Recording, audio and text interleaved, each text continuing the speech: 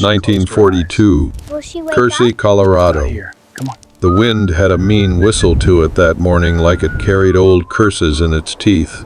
It came howling through the cottonwoods along the South Platte, rattling loose boards and tossing up yellow dust that settled into the creases of Evelyn Carter's coat.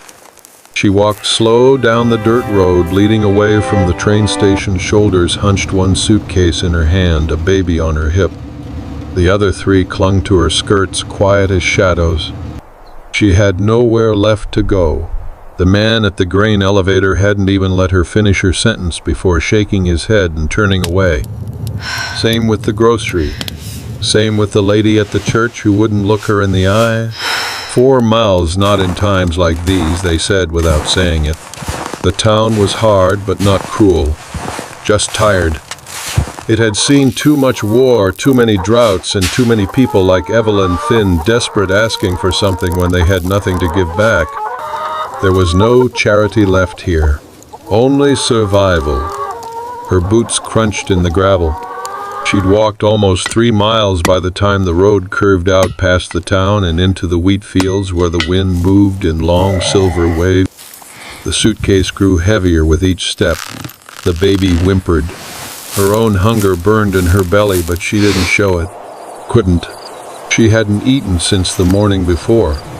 There was a little rise in the land just past a ditch where the grass grew up high and wild. She crossed it and stopped, set the suitcase down, then the baby, and lowered herself to the ground. The children gathered near, wordless and pale. Their clothes still held the scent of the train, coal smoke and metal.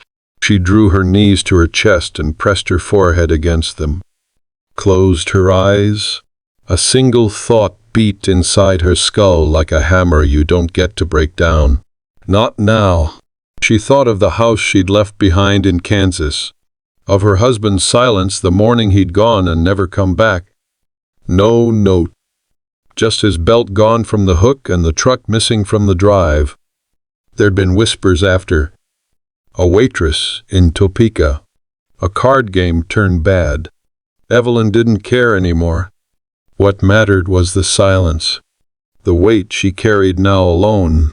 A diesel truck rumbled up the road. She didn't lift her head. It slowed. Stopped. Boots hit the dirt and a man's voice, not unkind, called out, "You all right there, miss?" She raised her head but said nothing. Her mouth felt dry as cotton. He stepped closer. Big man. Wide shoulders. Dust-covered hat pulled low. His face looked carved, more than grown, weathered by sun and work. "Don't mean to scare you," he said. "Just saw the little ones, figured maybe someone needed a ride." She nodded, once guarded. The children stared up at him like little deer. "I got a ranch out west a ways," he went on, nodding toward the truck. "Name's Luke Halstead. Was heading back with supplies. If you need somewhere warm for the night, well."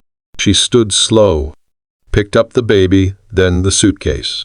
Didn't answer, just started walking toward the truck. He didn't try to help, just walked beside her, matching her pace. The kids climbed in first. She followed. The warmth hit her like a wave and her throat tightened. She fought it down. He climbed into the driver's seat, turned the key. The truck rumbled to life. They drove a long way without speaking. Finally, just before the road turned toward the foothills, he asked it, "What can you do?" It wasn't cruel, wasn't suspicious, just curious, like he wanted to know what parts of her hadn't broken. She glanced sideways at him. "I can cook," she said. "Clean. Fix what's torn. I can read. Count. I work fast. I don't complain." She paused.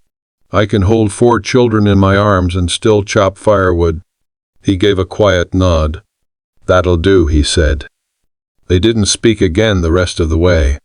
When the ranch finally came into view, low buildings set against the sweep of snowy mountains, it felt like a place she'd dreamed once years ago and forgotten. She didn't let herself hope. Not yet. But she watched the light in the windows and listened to the wind whistle through the wire fences, and she held her children tighter as if maybe, just maybe, this was a place she could make something again. Even if it was only herself. The bunkhouse wasn't much, 2 rooms, cracked windows, an old stove in the corner, but it was dry and warmer than anything they'd known in weeks.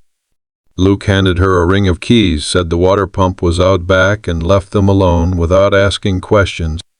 She sat on the edge of the cot that first night, the baby asleep against her chest, the others curled together beneath a quilt that smelled of cedar and smoke. She watched their small shoulders rise and fall. The silence in the room was heavy but not cold. Her hands trembled, slow and quiet. Sleep didn't come.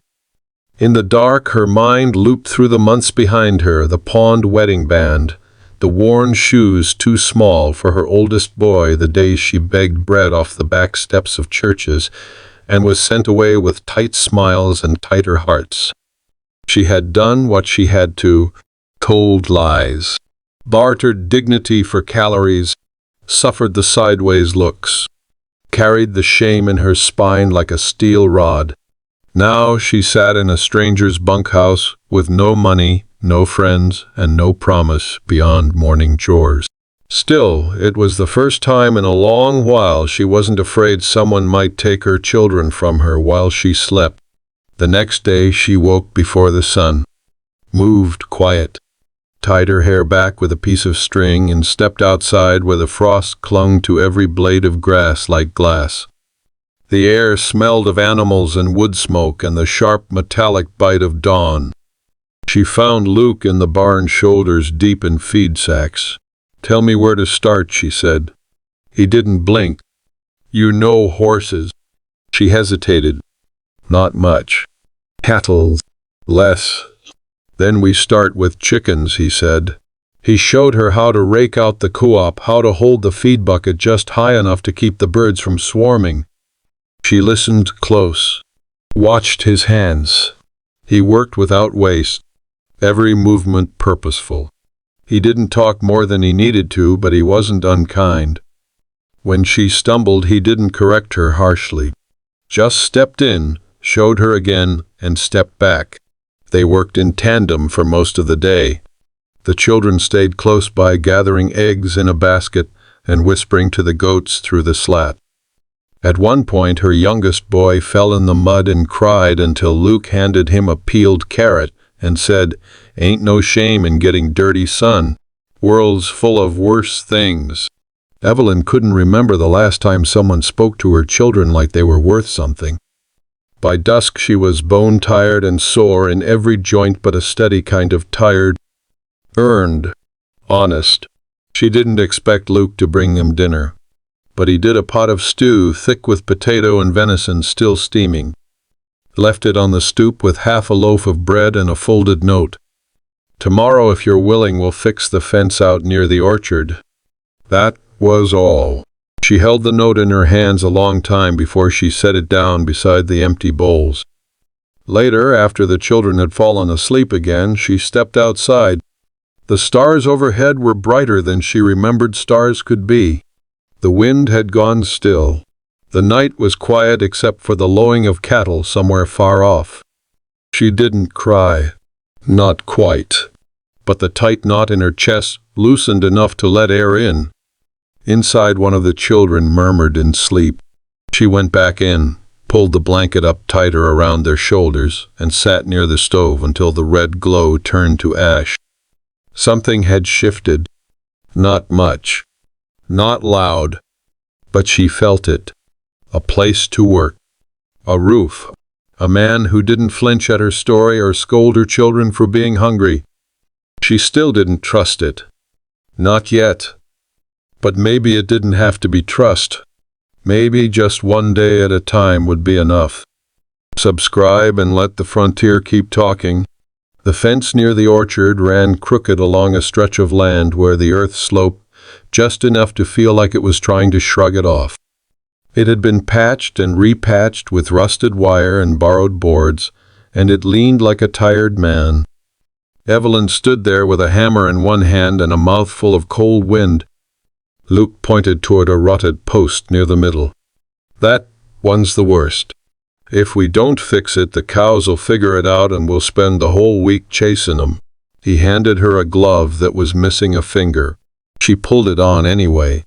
They worked in silence, the kind that didn't feel strained. She held the post while he drove it into the ground. When the wire slipped, she steadied it. When her grip failed, he caught it without comment. Once she noticed a deep scar running along the base of his thumb.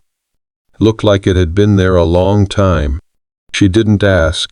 He didn't offer. Around noon, he sat down beneath the twisted apple tree that marked the edge of the orchard and opened a tin of bean. He passed it to her first. She hesitated only a moment before taking it. "My brother used to call this kind cowboy caviar," he said, not quite smiling. "You have a brother." Had. He reached for the tin. "Fell off a roof in '81. Went fast, at least." She nodded. There was no right thing to say. But the way he said it, matter of fact, no self-pity, made her feel like maybe grief didn't always have to be a hole. Maybe it could be just another weight you carried, like a fence post or a sack of feed. He didn't ask about her husband. He never did. Instead, he talked about the land. How it had come to him piecemeal after his father passed. How the orchard used to be full before the frost came hard 3 springs in a row. How he'd nearly sold the place 5 times but hadn't. "Didn't know where else I'd go," he said. "Some things just stick to your bones." She understood that. When they finished eating, they got back to work. Her arms ached. Her fingers blistered. But she didn't complain. That night, back in the bunkhouse, she found her oldest boy sitting up with a torn book in his lap, mouthing the words, slowly tracing each line with his finger. "Where'd you get that?" she asked soft. "Mr. Halstead gave it to me," he said.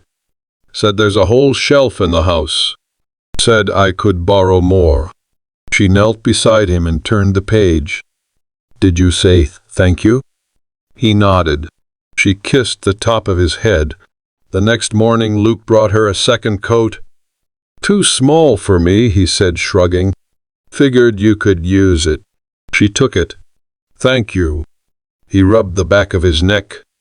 "You've been good help." That was all he said, but it settled in her chest like warmth. The days began to fall into a rhythm. Work at sunup, rest at noon, supper, quiet but shared. The children followed Luke like he was some tall, gentle tree they could lean against. He showed them how to hold a feed bucket, how to rub a horse's nose so it calmed. Evelyn watched all of it with a strange ache in her throat. One evening, after the littlest had fallen asleep, Evelyn stayed behind and helped Luke close up the barn. He didn't ask her to. She just did. When the last latch was fastened and the tools hung, she turned to go but paused. "Why'd you stop for us that day?" she asked. He didn't answer right away. "Then saw your boy wave at the truck. Just a little thing, barely moved his hand. Reminded me of someone. That's all." She waited, thinking maybe he'd say more. But he didn't. He tipped his hat.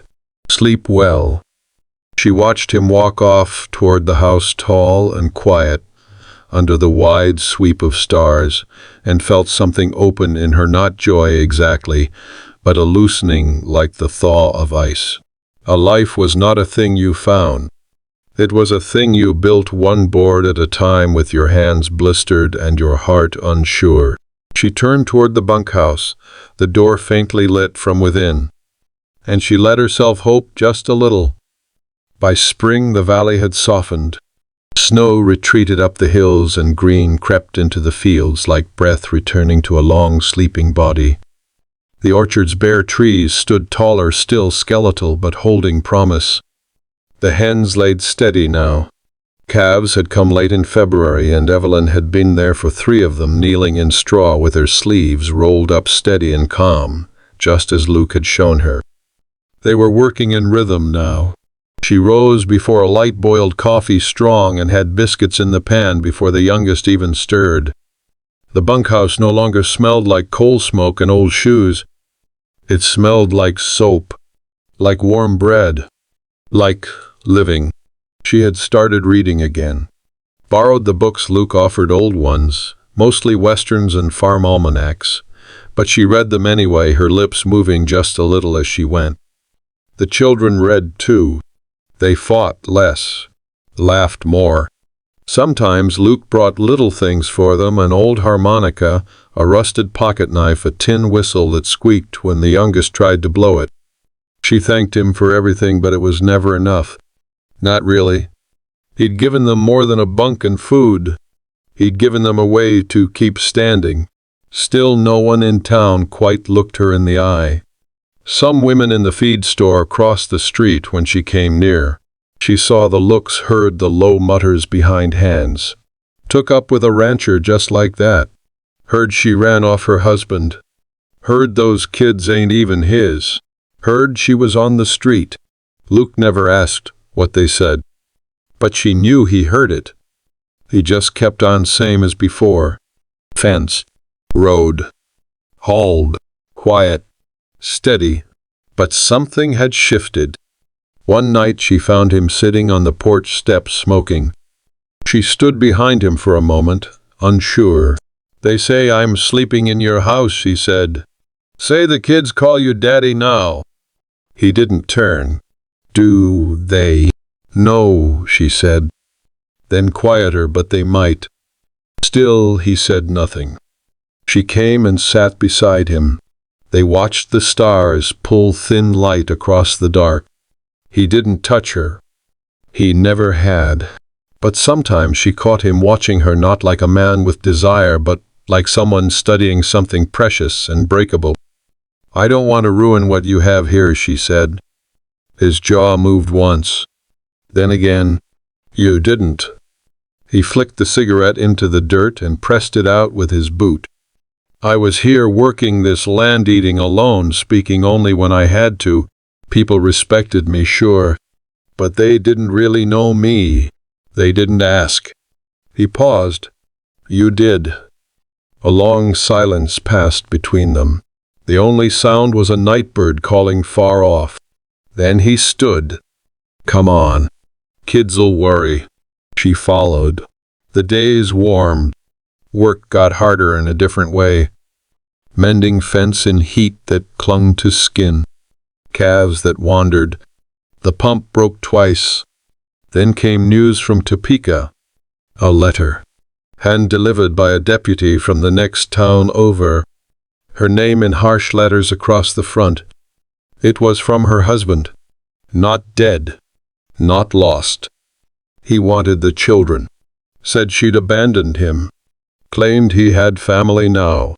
A home. Claimed she had no right to keep them hidden. She read the words once standing under the cottonwood near the pump, then folded it small and shoved it in her apron pocket. Luke found her there, white-faced and still. "You all right?" She handed him the letter. He read it slow, then read it again. His face didn't change much, but his hands did tighten, then stilled. "Is he telling the truth?" he asked. She shook her head. He left. No word. No money. No food. I waited until the snow melted, then I took what I could carry and got on a train. Luke looked at the dirt for a long time, then said, "You'll need someone on your side." She didn't ask what he meant. She already knew. They were no longer two people who happened to be surviving in the same place. They were something else now. She felt it in the way he stepped closer, just enough that she could feel the heat from him, in the way his voice softened low and sure. "I won't let him take them," he said. She hadn't realized how much she needed to hear that. She nodded once. He didn't touch her. Not yet. But in that moment she would let him. The lawyer came from Greeley in a truck too clean for country roads. He wore a pressed suit and a look like he'd already made up his mind. They sat at Luke's kitchen table. Evelyn wore her only good blouse, hair pulled back, hands folded so tight her knuckles ached. Luke sat beside her, silent as stone, one arm resting on the table like he was bracing against a blow. The man pulled out a folder. spread papers across the table. "Mr. Carter's filed for custody," he said. "Claims you left without cause. That you're unfit. That the children are his." "He left," she said, voice steady. "I waited 3 months. He never sent a dime. Do you have proof of that?" She shook her head. The lawyer sighed through his nose. "Then it becomes his word against yours. Unless—" He glanced at Luke, measured him. "Unless Mr. Halstead can testify to the children's welfare. Or, if there's a legal relationship between you two." Evelyn's stomach dropped. Luke didn't flinch. "Explain," he said. The man shrugged. "If you were married formally legally, it would give her standing. A home. Stability. Judges like that." No one spoke. The wind shifted outside, slapping the porch door against its frame. Somewhere in the distance, a cow bellowed. Evelyn stared down at the table. Her heart beat so hard it felt like it was echoing in her ears. She'd been someone's wife before. Worn the ring. Said the vows. She'd known what it was to hand yourself over to someone who turned away. She wasn't sure she could survive doing it again. She stood. "I need air." Luke didn't follow. She stepped outside. The children were in the orchard chasing each other between the trees. Laughing.